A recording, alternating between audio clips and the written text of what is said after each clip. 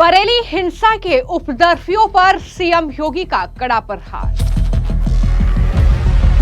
मौलाना तौकीर रजा समेत 81 उपद्रवी गिरफ्तार, 250 करोड़ की संपत्ति हुई सील।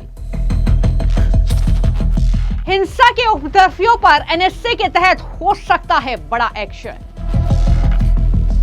फुल एक्शन में योगी सरकार। बरेली में अवैध निर्माणों पर गरज रहा बुलडोजर। जुमे की नमाज के बाद बरेली में हुए बवाल को 6 दिन बीत चुके हैं। हिंसा के उपद्रवियों पर सीएम योगी का कड़ा प्रहार लगातार जारी है। ताबड़तोड़ गिरफ्तारियों से लेकर बुलडोजर भी अपना कहर बरपा रहा है। साथ ही अवैध संपत्तियों पर भी ताला लग चुका है। जी हां, अब बड़ी खबर जो सामने आई है वो ये कि इस हिंसा के मामले में अब तक मौलाना तौकीर रजा, जो कि इस हिंसा का मास्टरमाइंड है, उसके साथ साथ 81 लोगों की गिरफ्तारी अब तक हो चुकी है। लेकिन इसी के साथ जो मौलाना तौकीर रजा के तमाम करीबी इस हिंसा में शामिल थे, उनकी संपत्ति को चिन्हित करके लगभग 250 करोड़ रुपए से ज्यादा की संपत्तियों को सील किया जा चुका है।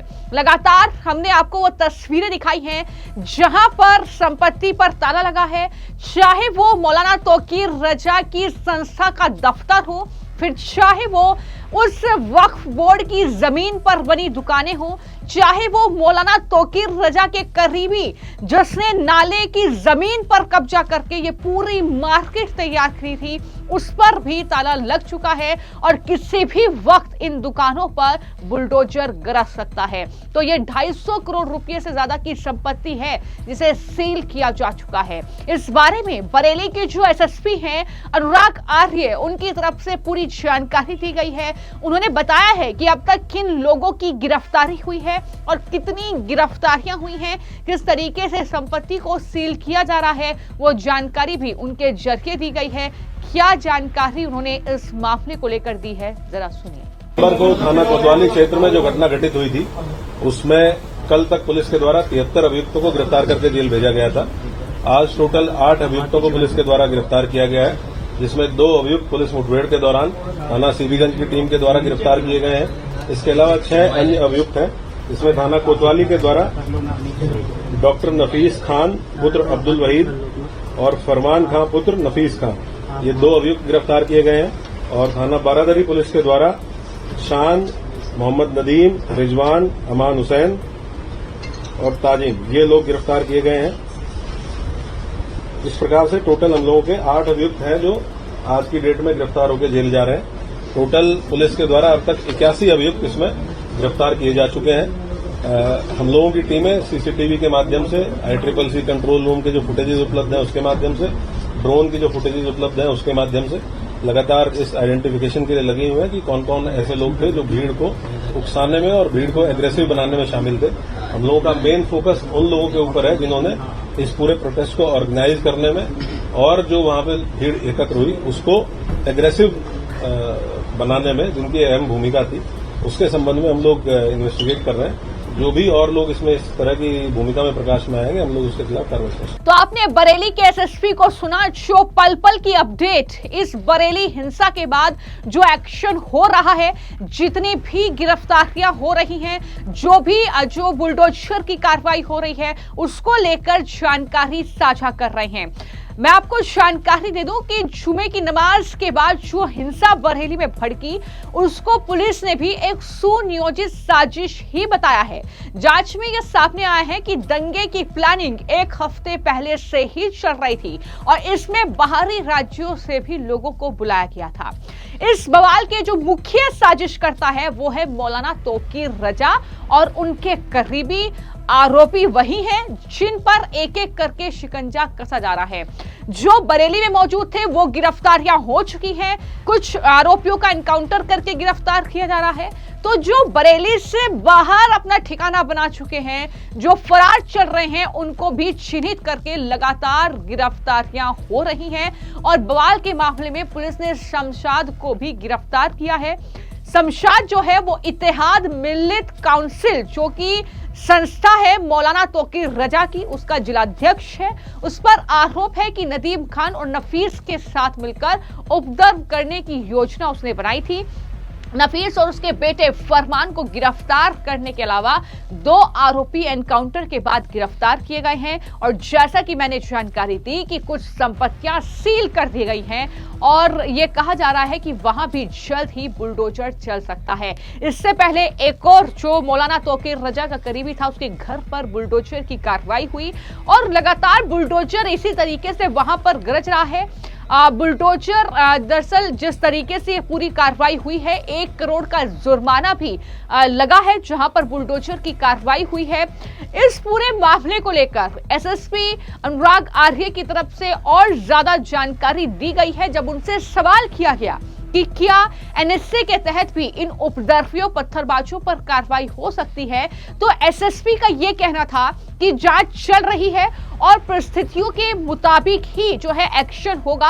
हो सकता है कि आने वाले वक्त में एनएसए की कार्रवाई भी हो। क्या कहा है उन्होंने उपद्रवियों पर एनएसए के तहत एक्शन को लेकर, वो भी सुनिए।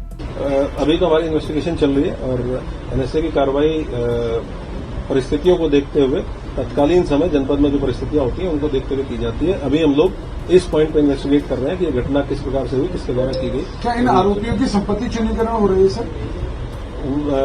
अभी हमारा फोकस पूरा का पूरा इस इन्वेस्टिगेशन पे है कि घटना किस प्रकार से हुई और घटना कारित करने वाले और कराने वाले कौन लोग थे और जनपद में कानून व्यवस्था सामान्य रहे, ये दोनों चीजें हमारे फोकस पर हैं। सर एक और बात, बरेली में अभी तक की इन्वेस्टिगेशन से क्लियर हुआ है कि जब सुबह 10:30 पौने 11 बजे के आसपास एक वीडियो जारी की गई जिसमें कहा गया कि कार्यक्रम कोई निरस्त नहीं हुआ है और कार्यक्रम जैसे भी था, जिस तरीके से उन्होंने डिक्लेयर किया था, इसी तरीके से होगा।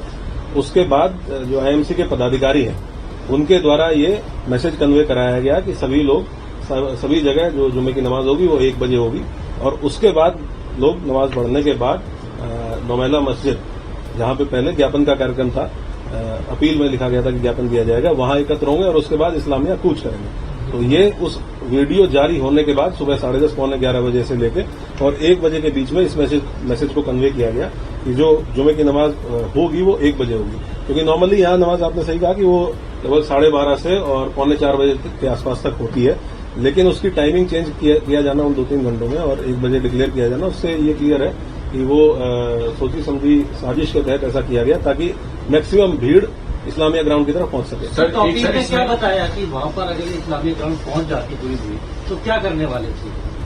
हम लोगों का जो इंटेलिजेंस का इनपुट था और हम लोगों के जो बीट आरक्षी थे जिनको बीट में भेजा गया था, उनके द्वारा जो आशंकाएं जाहिर की गई थी, उसी के आधार पर हमने इस कार्यक्रम के लिए उनको मना किया था। हम लोगों को जानकारी थी कि ये प्रोटेस्ट वायलेंट हो सकता है और उसमें ऐसे तत्व शामिल हो सकते हैं जो प्रोटेस्ट को वायलेंट कर सकते हैं। तो एनएसए की कार्रवाई से भी इनकार नहीं किया जा सकता। जिस तरीके का यह साजिश और षड्यंत्र रचा गया उत्तर प्रदेश के सांप्रदायिक माहौल को खराब करने के लिए, और सीएम योगी ने यह स्पष्ट तौर पर कहा था कि त्योहार जो है वो करीब हैं और त्योहारों में इस तरीके से जहर घोलने की कोशिश की जा रही है। लेकिन याद रखना कि किसी को भी बख्शा नहीं जाएगा, ये सीधी चेतावनी उन्होंने दी थी। और उसके बाद हम देख रहे हैं कि 26 सितंबर को ये पूरी घटना, ये पूरा बवाल बरेली में होता है, लेकिन उसके बाद से ताबड़तोड़ एक्शन लगातार चल रहा है। चाहे वो मौलाना के करीबी के ई रिक्शा चार्जिंग गोदाम पर बुलडोजर चलाना हो, बरेली के रजा चौक में मौजूद ई रिक्शा चार्जिंग गोदाम के बारे में यह बताया गया है कि यह चोरी की बिजली से चल रहा था, बिजली कनेक्शन भी अवैध था। चोरी की बिजली से 70 से 80 ई रिक्शा चार्ज किए जा रहे थे। इस मामले में तोकीर के करीबी पर बिजली चोरी का मामला दर्ज किया गया। 1 करोड़ रुपए का जुर्माना भी ठोका गया। जो पार्षद हैं उस्मान रजा, मोहसिन रजा, इनके खिलाफ जो है कार्रवाई हुई है। और इस बुलडोजर एक्शन पर नदीम का कहना है कि ये संपत्ति हमारी थी और उनकी मां के नाम थी।